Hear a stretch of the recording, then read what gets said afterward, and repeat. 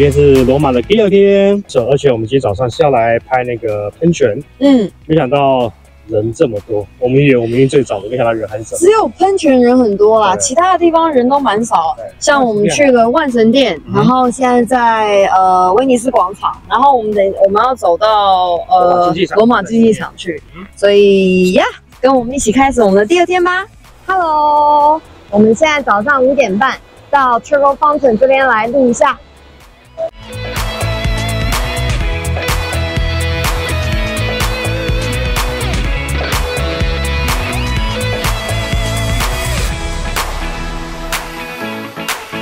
来到 Trevi Fountain， 最重要的就是来丢硬币，右手拿着硬币，然后从左边的肩膀扔出去，扔到水里就代表说你会重回罗马。第2次代表心想事成，然后第3次会 fall in love， 就是跟某个人相爱这样。来，去 ，OK， 代表会重回罗马。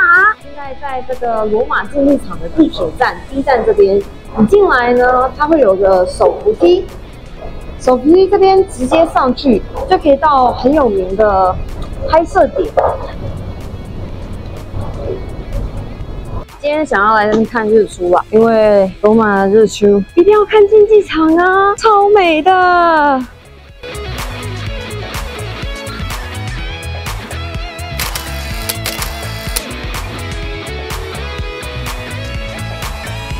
你看，好美哦！刚刚在这边拍照，然后有个楼梯。这边也是一个点，然后我觉得早上的罗马竞技场光线比较柔和，还蛮适合来拍照。因为我们是下午2点的票，所以我们现在要打算去吃 brunch， 去吃早餐。然后那间早餐店好像还网上还蛮有名的，是一个网红店。我们先去吃看看，走。我们现在到一间早午餐的店，然后它还有卖面包、甜点之类的。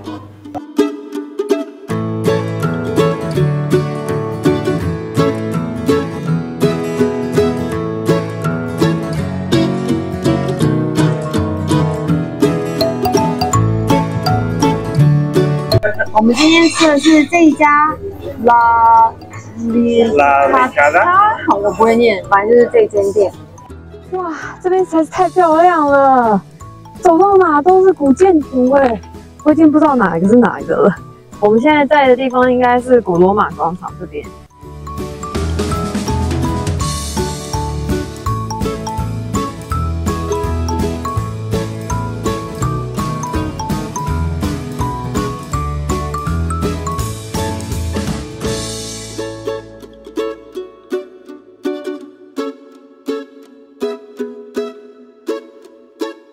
这个不好喝，听说每个地方出来的水，它们的味道都不太一样。我们刚刚喝的这个有铜管的味道，所以最好不要来。哟，这里是哪里呢？这什么地方啊？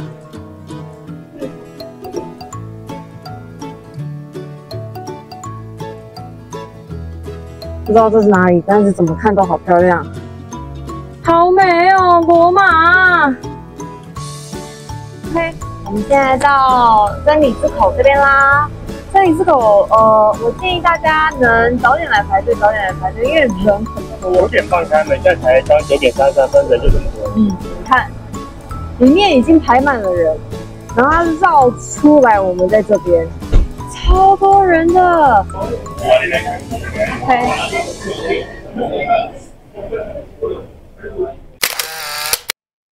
真理之口结束以后。他会到旁边的教堂，可以来参观一下，或者坐着休息。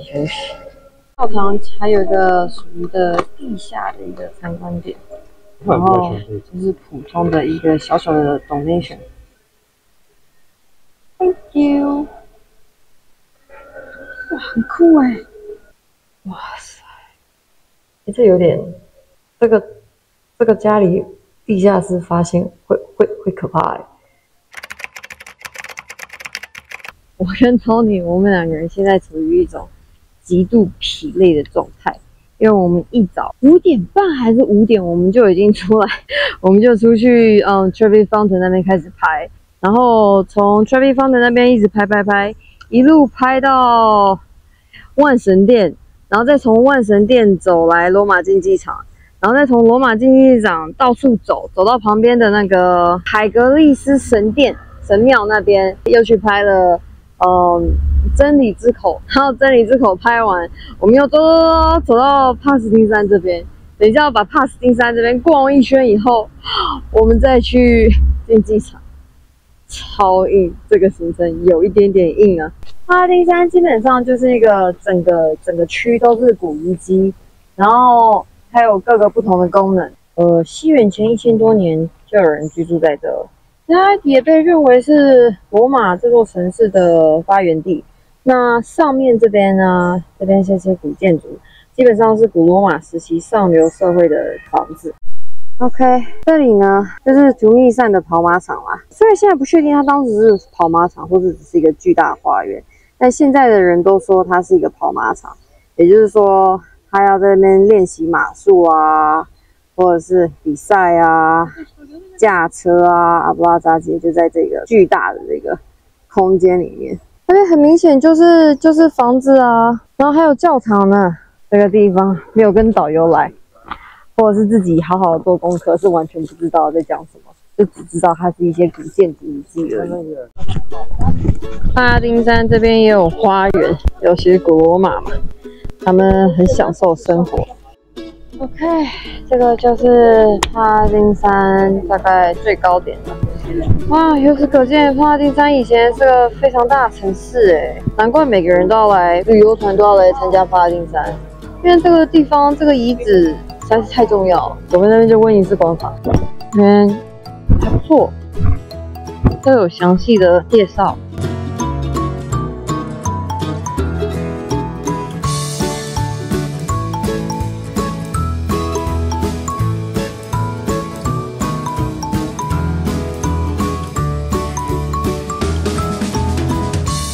怎么样 ？Super 7要去看吗 ？Super 7， 你要看吗 ？Super 7， 蛮酷的，感觉蛮酷的，好好看吧？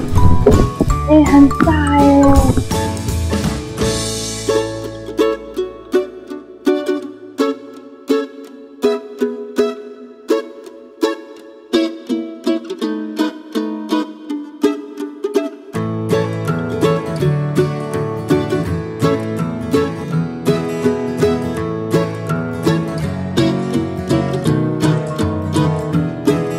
好了 ，Tony， 你刚刚说什么？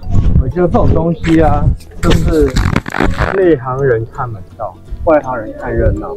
哎，可是它东西实在是太多，你很难一个一个慢慢看。当我们看完之后，我们还不知道它到底是哪一个世纪的事情。不过认真说，我觉得很棒，很壮观呐。我很喜欢帕斯汀山，但也是由于我看了那个 museum。我之后我才开始喜欢帕斯汀山，不然它其实就是石头。对，它就是一堆石头。对，你要是真的没有看过那个 museum 里面，它有像是3D 图，把它所有的 layout 就是用画面的方式显现出来的话，不然你其实看不懂。而且里面厕所都是免费的。对，帕斯汀山厕所免费。前面凯旋门在前面，这个是神殿。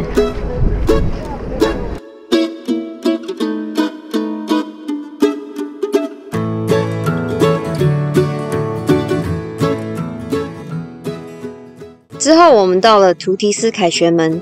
图提斯凯旋门建立于公元81年，他们是纪念图提斯在公元70年征服以及摧毁耶路撒冷的时候而建造的。拱门上镶嵌了描绘公元71年罗马的胜利，耶路撒冷陷落后庆祝的凯旋游行。凯旋门的内部还描绘了以色列国徽灯台的原型。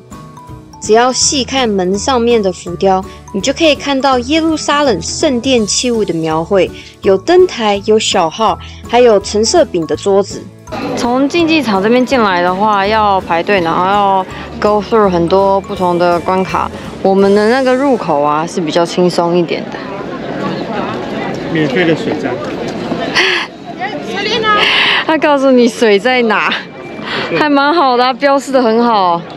凯旋门在这边，君士坦丁凯旋门为了庆祝君士坦丁大帝当时统一罗马，然后所建造的。拿破仑看到这个凯旋门以后惊为天人，他回巴黎以这个凯旋门为蓝图，造了巴黎凯旋门。OK， 蛮酷的吧 ？Fun fact。罗马斗兽场，我们来了。在斗兽场的旁边，你就可以看到这个白色的帐篷。当时在网络上买票，就可以把票拿来这边，就可以进去。但记得要10分钟之前才可以进去，迟到了他也是不会让你进去的哦。我们进来啦！我们买票买得非常惊悚，因为他1个月前放票的时候，完全抢不到票，太可怕了。然后我们是在7天前的那一次放票。抢到了2点半的票，然后是意大利文，没办法，我也想买英文的，那没有英文，而且我们又想要逛 underground 的话，那就只能买意大利文。OK。罗马竞技场一进去就可以看到大大的十字架立在正前方，这是因为罗马某任教皇觉得斗兽场的过去实在是太多杀戮与死亡，所以立了一个十字架来悼念死去的人与动物。罗马竞技场，也就是斗兽场，建造于西元72年，是罗马帝国最大的竞技场。这座建筑的目的就是为了改变权力中心与一般平民的关系，提供免费的娱乐给民众，估计可以容纳5万到8万名观众。接下来就是我们期待已久的地下城导览，导游带我们走到左边的入口，打开栅栏，跟内部员工打过招呼，就顺顺利利的抵达地下城啦。这座竞技场在当时是被用来举办角斗士之间的搏斗与战争，还有模拟如何狩猎野生动物。我想最大的看点就是西元1世纪的古罗马人究竟是如何在10年之内完成这样巨大而且复杂的工程。导游也介绍了他们古罗马人是如何使用升降的机械或是奴役劳力，将野生动物、角斗士或是武器运送到表演台上面。在中世纪前期，斗兽场就已经不再当成娱乐使用了，被当成后来的住宅区、工作坊、圣职人员的宿舍。之后的人都是住在这一个又一个又一个的空间里面。导游也有介绍说，斗兽场的地下层有些地方非常的宽广，那是因为他们的当时的动物有使用大象、长颈鹿、狮子与老虎，所以地下层要宽到像大象都可以进入的宽度，长颈鹿都可以进入的高度。一想到古罗马人是怎么样使用机械升降梯的方式把动物推上表演层，我跟通宇就觉得这个地方实在是太酷了。每一个来罗马斗兽场的人，你们一定要来参观地下层，不来实在是太可惜了。这个地方我觉得这个票很值得。虽然我听不太懂意大利文，但是这个导游还不错，你只要有问他，他都会回答你的问题。这个是第1层的地方，第1层这边有个大平台。收纳包看行程结束了，现在这一区怎么样？这一区就是大家就是正常的票的就可以进来。OK， 我们的导览大致到这里就结束了，就是为了这个地下城而来的。毕竟地下城并不是每一个那个导览团都可以上来。那平常大家对斗兽场的理解都多多少少 Google 就可以 Google 到，所以斗兽场我觉得最需要来的就是地下城这边。竞技场每一层都有80个拱门，每一个拱门原本都有一个雕像。当然，这些拱门的雕像已经不存在了，只留下一些残渣的碎石，还纪念当时的光辉。在斗兽场的第3层都有各种不同类型的解释，有中文、英文，还有意大利文，非常的方便。我常来，你常来哦？你家是不是？今天前世的时候，星星的时候常来，都在下面徘徊。听你在那边乱盖。还有一种回家的感觉。我当年是大象。你想多了。真的还蛮有条理的。对啊。我以前被关在这边啊，这个是我的住房。七哦。哦，对啊。哦，泥耶，所以它就是下面的是奴隶在搬运，然后中间这边关的全部都是动物，然后它会有一些陷阱啊，或者是一些那个高台啊，让动物上来，然后让人上去这样，然后就开始打斗。对啊，我刚介绍没错啊，当年就这样挂掉的。